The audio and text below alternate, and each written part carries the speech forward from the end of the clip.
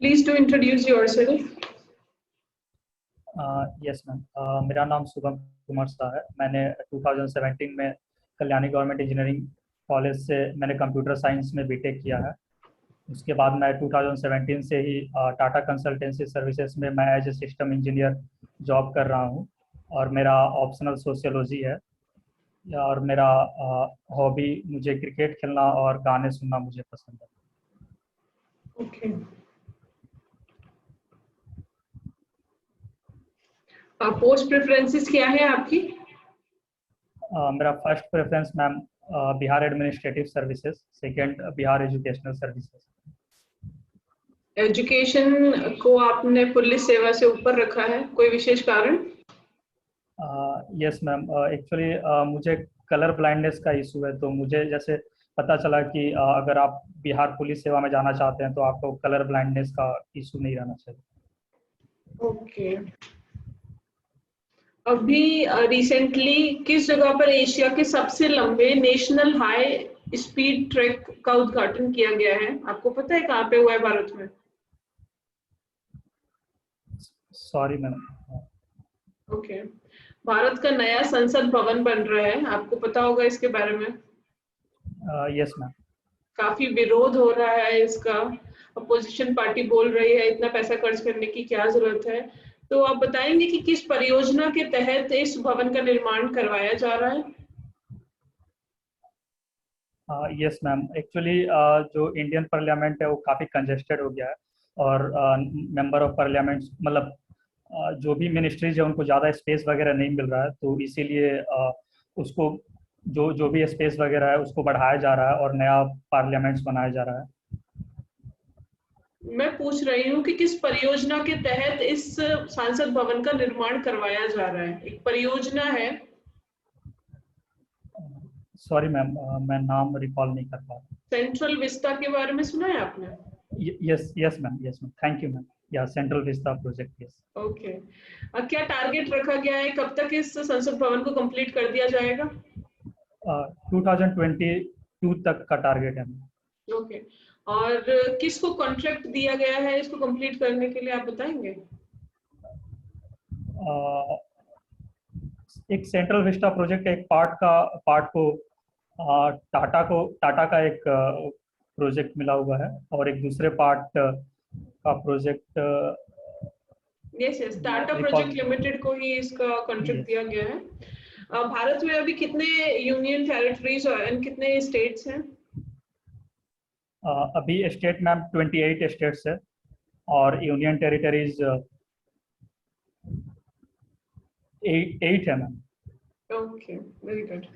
आपका optional sociology है, sociology चुनने के पीछे, ऑप्ट करने के पीछे कोई विशेष वजह है? Yes ma'am, actually ma'am BPSC के मेंस के सिलेबस में कंप्यूटर साइंस नहीं है और दूसरा मैम मैं वर्किंग हूँ तो मुझे समय का थोड़ा प्रॉब्लम था, इसलिए मैं सोशियोलॉजी लिया क्योंकि इसका सिलेबस थोड़ा छोटा भी होता है। ओके। तो आपको क्या लगता है कि समाज में क्या क्या सोशल इश्यूज हैं जो आपको लगता है कि मेजर हैं और उन पे काम करने की जरूरत है? यस मैम, पहला जो इश्यूज है वो कास्ट बेस्ड सोसाइटी का है। दूसरा है वो पेट्रियार्कल सोसाइटी, जो हमारा सोसाइटी एक पेट्रियार्कल नेचर का है। और तीसरा जो इश्यूज है सर मैम वो एजुकेशन को लेकर है मैम। हमारे गर्ल्स को, हमारे महिलाओं को ज़्यादा एजुकेट करने का ज़रूरत है। पॉवर्टी, अनएम्प्लॉयमेंट, ये आपको नजर नहीं आते हैं? यस मैम, ये सोशल इश्यूज भी है, साथ में ये इकोनॉमिकल इश्यूज में भी हम इसे गिन सकते हैं। ओके। पॉवर्टी की अगर हम बात करें तो आप बताएंगे कि पॉवर्टी कैसे कैसे मेजर की जा सकती है? यस मैम, अब इंडिया में poverty generally ma'am input method से और आउटपुट मेथड और एक्सपेंडिचर मेथड से कैलकुलेट किया जाता है। ओके। तो कैसे डिवाइड किया गया है? बिलो पॉवर्टी लाइन अभी कितने परसेंट लोग आ रहे हैं भारत में? यस मैम, रिसेंटली एक रिपोर्ट आया था, उसमें बताया गया था मैम कि इंडिया में 22% बिलो पॉवर्टी लाइन है और बिहार में 33% जो पॉपुलेशन है वो बिलो पॉवर्टी लाइन के अंडर में थी। बिहार में इतने ज्यादा लोगों का बीपीएल कैटेगरी में होने के पीछे कोई विशेष कारण? यस मैम, यहाँ पर जो सोसाइटी है वो मतलब एग्रीकल्चर का ज़्यादा होना, और साथ में मैम जो हमारे फार्मर्स है उनके पास लैंड ज़्यादा नहीं रहता, लैंड कैपेसिटी कम है। क्योंकि अगर डेटा को देखें तो 77% जो बिहार के फार्मर्स है उनका लैंड होल्डिंग कैपेसिटी 1 हेक्टेयर से कम है। तो वो उतना ज़्यादा फसल प्रोड्यूस नहीं कर पाते हैं मैम। और दूसरा चीज़, यहाँ पर इंडस्ट्रीज भी ज़्यादा नहीं है। और तीसरा मैम, अर्बनाइजेशन का कमी है। यहाँ पर 89% बिहार का पॉपुलेशन रूरल एरिया में ही रहता है। तो इन सारे रीजन की वजह से यहाँ पर पॉवर्टी ज़्यादा है। ओके। और 20 पॉइंट प्रोग्राम के बारे में आपने सुना है? पॉवर्टी से रिलेटेड है? यस मैम, मैंने इसका नाम सुना है। यस। क्या है इसमें, बताएंगे आप? मैम, क्या मैं गेस कर सकता हूँ? मैं पूरा श्योर हाँ नहीं। बिल्कुल बिल्कुल। जैसे नाम सजेस्ट हो रहा है उसके अकॉर्डिंग मुझे लगता है मैम कि जो मतलब लोगों को एम्प्लॉयमेंट देना, रूरल एरिया में ज़्यादा ज़्यादा करके एम्प्लॉयमेंट देना, साथ में अर्बन एरिया में भी एम्प्लॉयमेंट देना, लोगों को स्किल्स देना जो अनस्किल्ड पीपल है। ओके।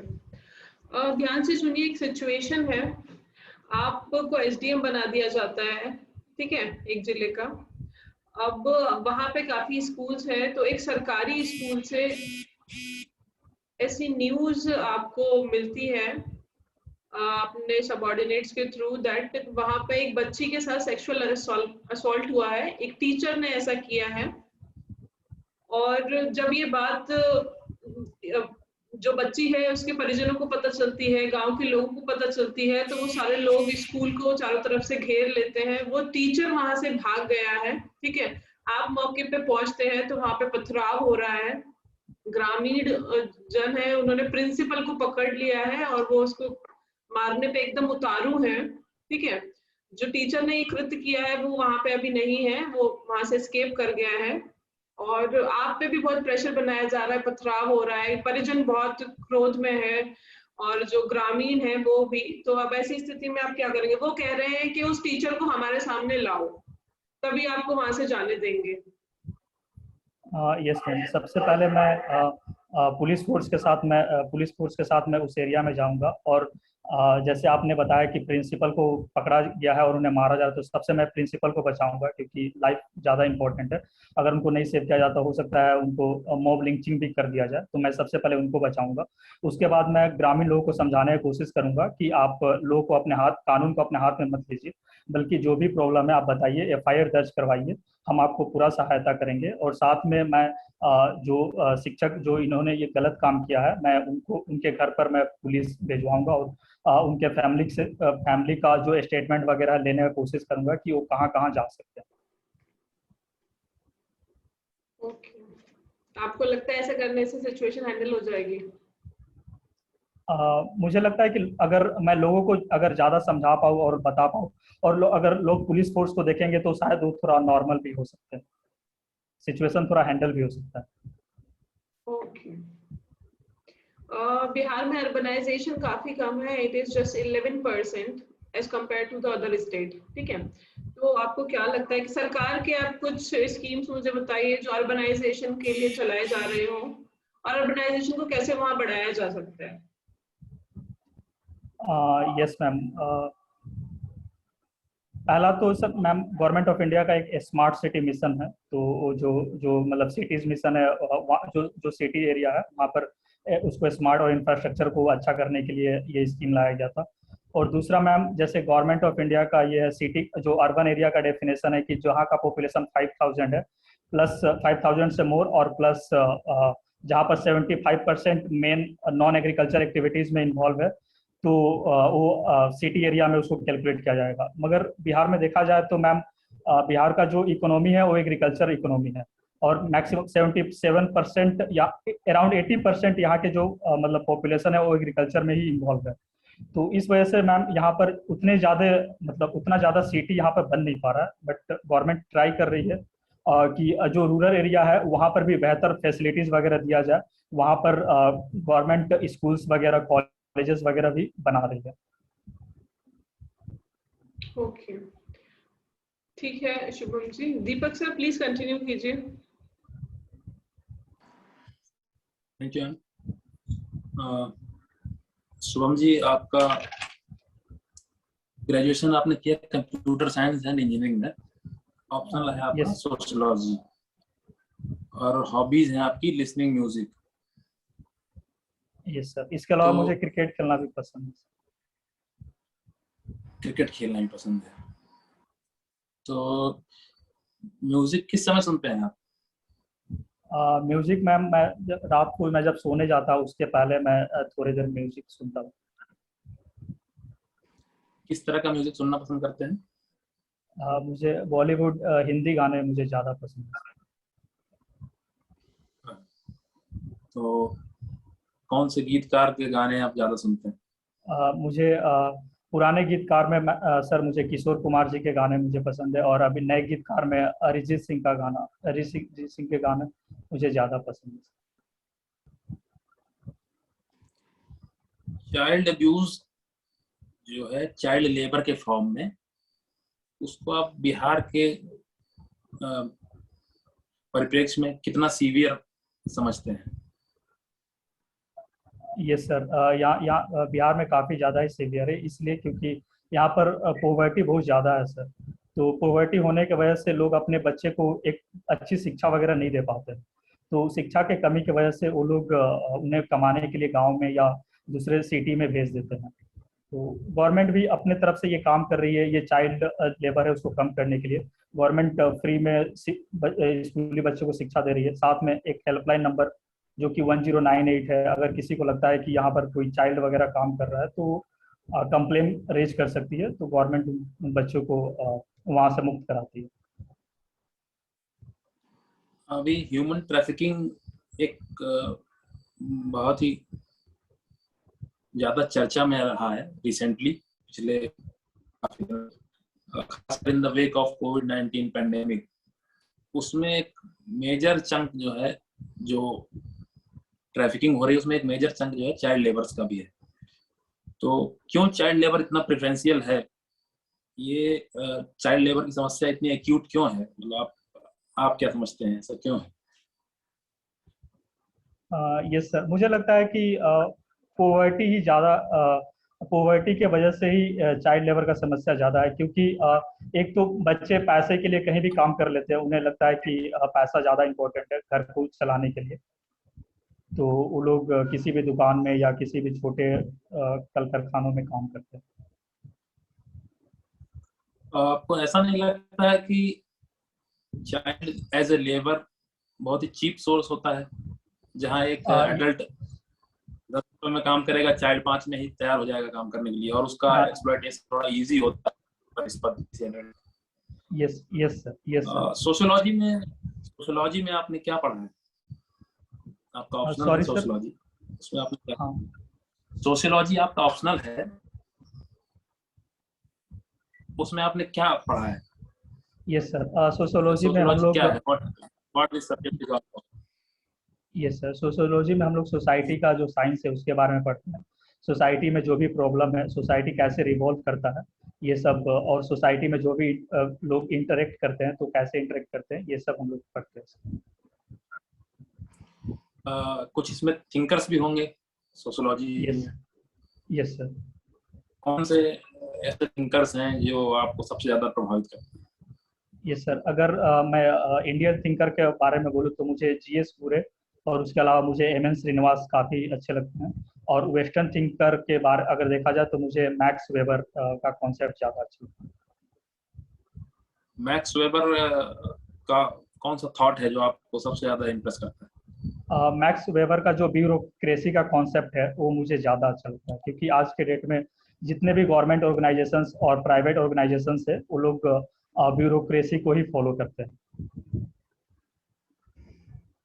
वेबर ने ब्यूरोक्रेसी के बारे में क्या कहा?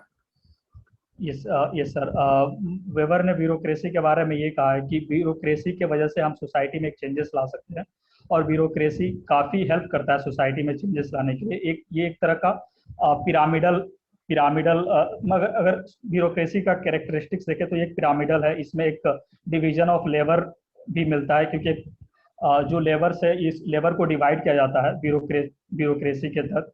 जो जिस फील्ड में स्पेशलिस्ट है उसी में वो काम करते हैं। इसके अलावा जो मोड ऑफ रिक्रूटमेंट है ये काफ़ी फेयर होता है, गवर्नमेंट के थ्रू काफ़ी फेयर रिक्रूटमेंट होता है। और इसके अलावा इम्पर्सनालिटी भी होता है एक ब्यूरोक्रेट में। ये सब मैक्स वेबर का कैरेक्टरिस्टिक था ब्यूरोक्रेसी के। आप ब्यूरोक्रेसी के बारे में क्या सोचते हैं? आपको नहीं लगता कहीं ना कहीं ये प्रोसेस को डिले करने के लिए और रेड टेपिज्म के लिए ज्यादा जानी जाती है, बजाय इसके कि ये अपने कुछ बहुत अच्छे कार्य करके कुछ अच्छा किया हो इसकी? हाँ सर, मतलब ये थोड़ा बहुत ये ऐसे इंसिडेंट हमें सुनने को मिलते हैं कि करप्शन भी होते हैं ब्यूरोक्रेसी में, या फाइल को दबा करके बैठ जाता है, रेड टेपिज्म भी है। बट मोर एंड लेस देखा जाए तो ब्यूरोक्रेसी जिसके लिए बना है और ब्यूरोक्रेसी जो काम कर रहा है वो डेवलपमेंट के लिए और सोसाइटी में चेंजेस लाने के लिए ही उसका काम है सर। क्या सोसाइटी बिना ब्यूरोक्रेसी के हम कल्पना नहीं कर सकते?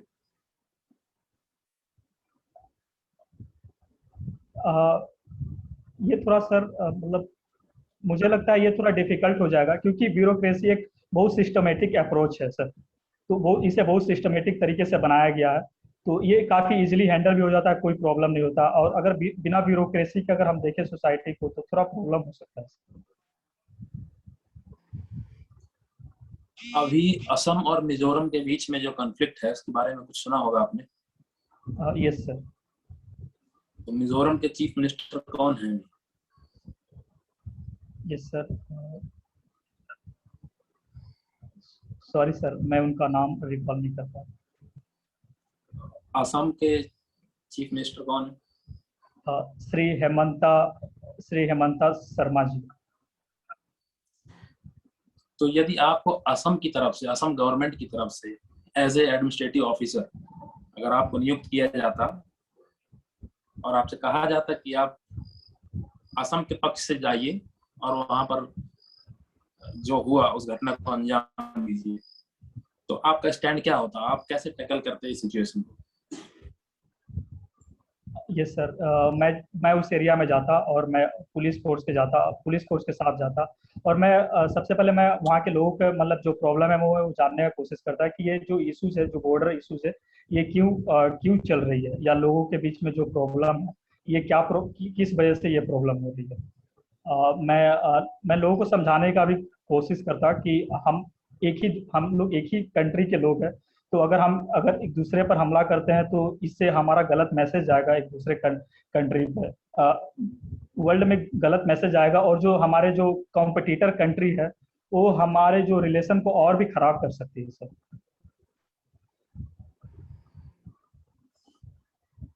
मेरी तरफ से इतना ही।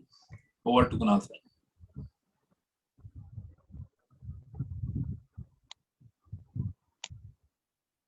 आवाज आ रही है मेरी? हाँ सर, आवाज आ रही है। जो सोसाइटी है उसकी बेसिक यूनिट क्या है? यस सर, सोसाइटी का बेसिक यूनिट सर फैमिली है, मैरिजेस है।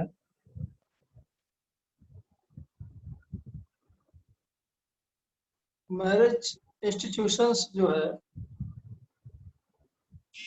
आज के परिप्रेक्ष्य में जो इसका स्वरूप बदल रहा है, इसके बारे में आपका क्या ओपिनियन है?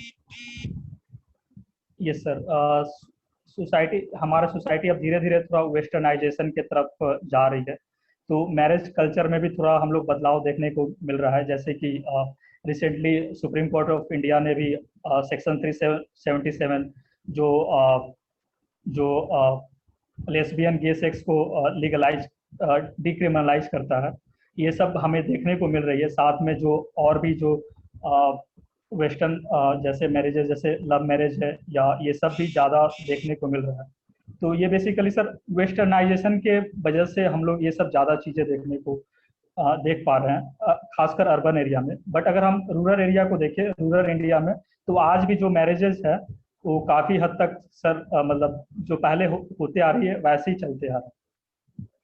जब आप वेस्टर्नाइजेशन कोट कर रहे हैं अपने उत्तर में, तो वेस्टर्नाइजेशन को आप क्या सकारात्मक व्यू से कह रहे हैं या नकारात्मक व्यू से कह रहे हैं? आपका विचार क्या है इस व्यक्तिगत तौर पे?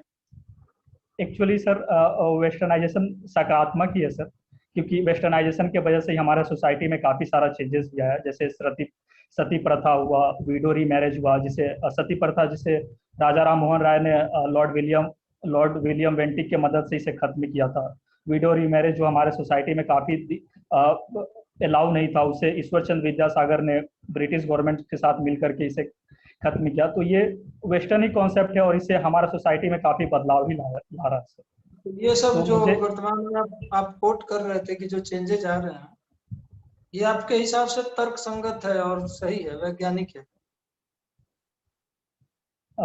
ये सर मुझे लग रहा है ये सही है, इसमें कोई गलत नहीं, क्योंकि हमारे सुप्रीम कोर्ट ने भी जैसे सेक्शन 377 का बात हुआ, तो हमारा जो ऑनरेबल सुप्रीम कोर्ट है उसे भी इसे डिक्रिमिनलाइज कर दिया और इसे बोला है कि ये सोसाइटी के लिए अभी इसे लागू कर देना चाहिए। लागू कर देना चाहिए, लेकिन जो हमारे समाज में, हमारे सभ्यता में एक बात जहां तक मैं समझ पा रहा हूँ कि संतति उत्पत्ति के लिए ही एक इम्पोर्टेंट इंस्टीट्यूशन मैरिज इंस्टीट्यूशन को माना जाता है। यस। और ये जो आप बता रहे हैं जो प्रथा, ये इसके लाइन में नहीं है। आप इसको कैसे देखते हैं? यस सर, ये इसके लाइन में नहीं है, बट अगर देखा जाए तो सर हमारे जो संविधान भी है वो भी अलाउ करता है कि जो एक एडल्ट पर्सन है वो अपने चॉइस के हिसाब से शादी कर सकता है। तो अगर हम संविधान के तरफ से देखा जाए तो ये सर सही है, और जो इसे सुप्रीम कोर्ट ने भी इसे माना है कि ये सही है हमारे सोसाइटी के लिए। ठीक है। एक ही आदमी डिफरेंट सोसाइटी का मेंबर हो सकता है एक बार में? Different society in the sense? Society, different society, social group का मेंबर वो हो सकता है एक साथ में? हाँ सर, वो डिफरेंट सोशल ग्रुप का मेंबर हो सकता है। एक उदाहरण दीजिए। जैसे अगर मान एक सोशल ग्रुप, तो हम एक सोसाइटी में एक सोशल ग्रुप है वो जो कास्ट वाला सिस्टम है, तो उसका एक कास्ट का एक मेंबर हो सकता है। दूसरा एक जो ग्रुप होता है वो रेफरेंस ग्रुप है, उसका भी वो मेंबर एक समय में हो सकता है। इसके अलावा वो प्रेशर ग्रुप का भी मेंबर हो सकता है। तो वो एक मेंबर डिफरेंट सोसाइटी का, एक आदमी डिफरेंट ग्रुप का मेंबर हो सकता है। सोसाइटी और कम्युनिटी में क्या अंतर है? ये सर कम्युनिटी बहुत सारे फैमिली को लेकर के बनाया जाता है, बहुत सारे फैमिली को लेकर के एक कम्युनिटी बनता है, और सोसाइटी बहुत सारे कम्युनिटी को मिलकर के एक सोसाइटी बनता है। एक कम्युनिटी एक सोसाइटी नहीं हो सकता?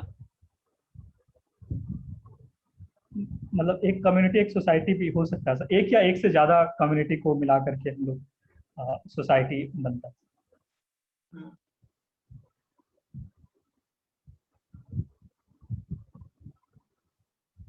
सोशल कॉन्स्टेंट्स क्या है? सोशल कंस्ट्रेंट सर जैसे कास्ट सिस्टम एक सोशल कंस्ट्रेंट है, और इसके अलावा सर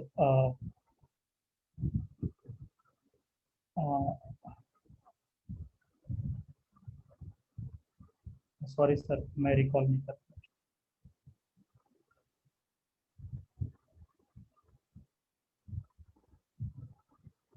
आप मॉब लिंचिंग की बात कर रहे थे, वो सिचुएशन बेस्ड क्वेश्चन में कि मॉब लिंचिंग उनकी हो जाती है प्रिंसिपल की। ये मॉब लिंचिंग क्या है?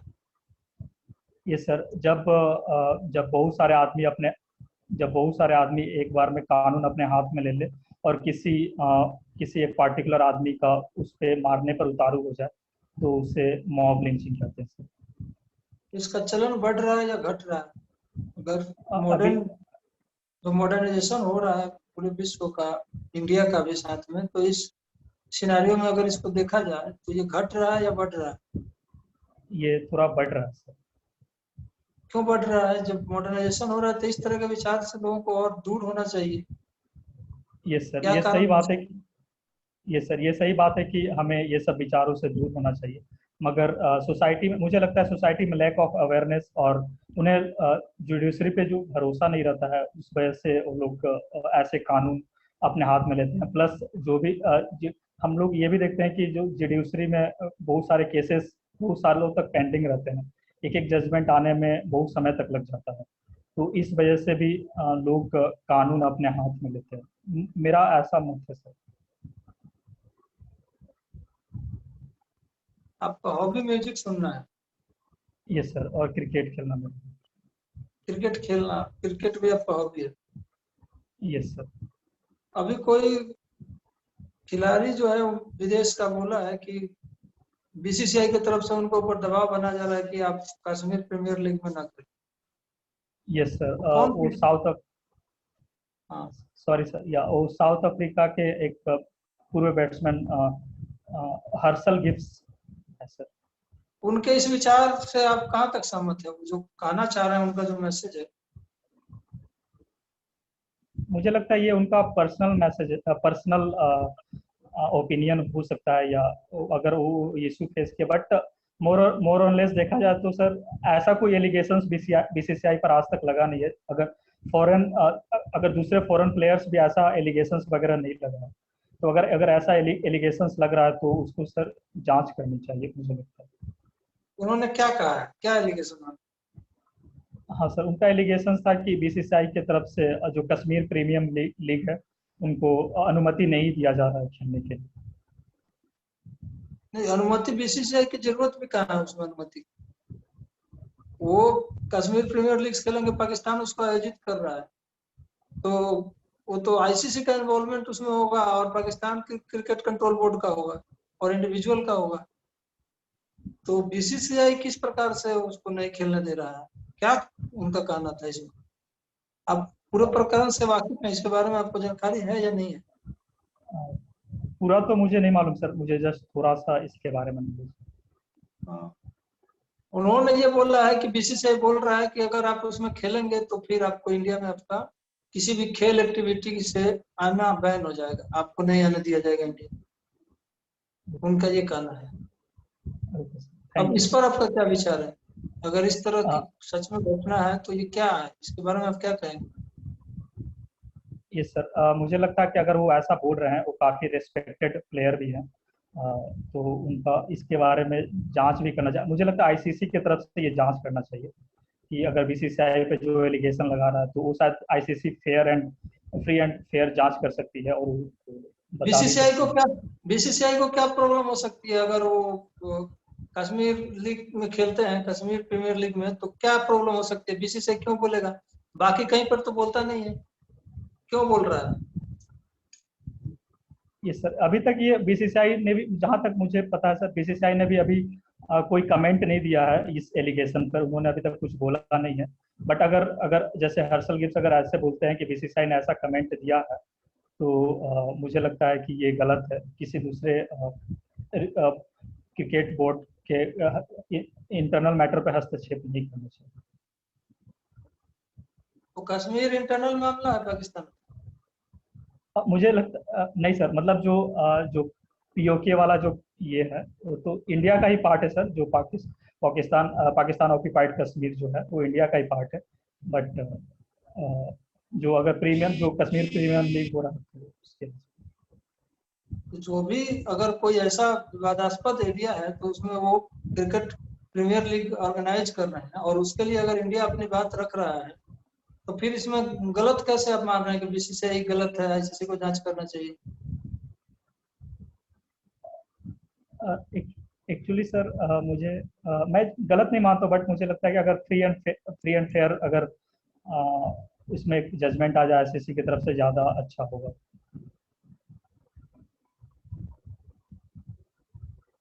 ठीक है। म्यूजिक सुनते हैं आप? किस प्रकार के म्यूजिक सुनते हैं आप? किशोर कुमार बता रहे थे उनका गाना आपको पसंद है क्या? Yes sir, soft music. Kishore Kumar के भी गाने का डिफरेंट मूड है, उसमें जो रोमांटिक है, जो ज्यादा उसमें जो एनर्जी लगा के गाते हैं, या जो उदासीन टाइप का गाना है, किस प्रकार के गाने सुनते हैं? मुझे उनके रोमांटिक गाने और थोड़ा जो उदासी टाइप के जो सैड सॉन्ग है, तो ये दोनों गाने ज़्यादा पसंद है। अच्छा, और उछल कूद का जो जोकिंग वाला होता है वो भी सुनता, बट उतना ज़्यादा मुझे इंटरेस्ट नहीं आता। ठीक है, चलिए मेरे तरफ से भी कंप्लीट हो गया आपका इंटरव्यू। यस।